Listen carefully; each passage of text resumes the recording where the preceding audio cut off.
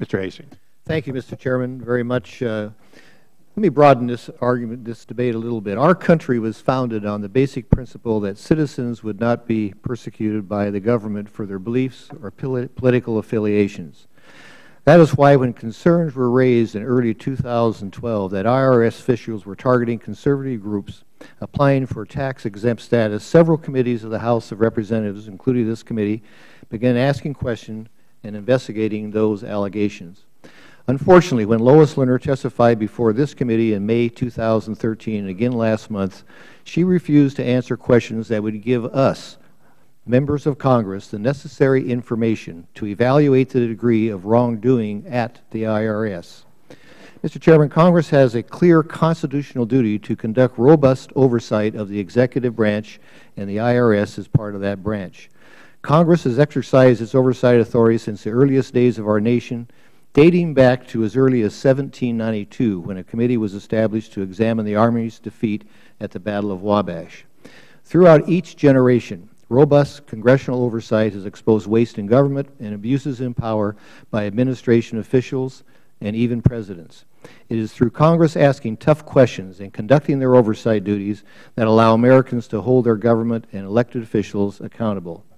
I am disappointed that this administration appears so willing to jeopardize the public's trust in their government that they have not been more forthcoming with information related to this investigation and others. Mr. Chairman, as Chairman of the Committee on Natural Resources, I have overseen numerous oversight investigations into this administration. I can tell you firsthand that it has failed to live up to its promise of being the most open and transparent administration in history. In the course of our committee's oversight, the administration has slow-walked numerous requests, waiting months for turning over any requested documents. And when documents are provided, they are often copies of what already has been released to the public under the Freedom of Information Act, or they are heavily redacted. This lack of cooperation undermines Congress's constitutional obligation to conduct oversight as a co-equal branch of government. This administration seems to be saying, trust us, there's nothing to see here. But as President Reagan said in another context, we should trust but verify. And that's what we are trying to do with our oversight. Through our oversight responsibilities, the Natural Resources Committee has found troubling examples of this administration's decisions being based on politics rather than the law.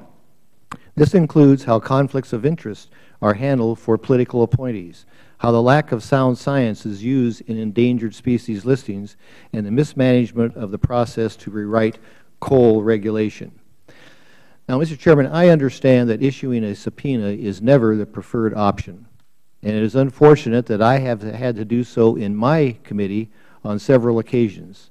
So I fully understand that the vote today to hold Lois Lerner in contempt is not one to be taken lightly. But, Mr. Chairman, it must be taken, given her ongoing refusal to cooperate with this committee's investigation and Congress's constitutional obligations to ensure that the laws are being faithfully executed. I yield back the balance of my time. The gentleman yields back.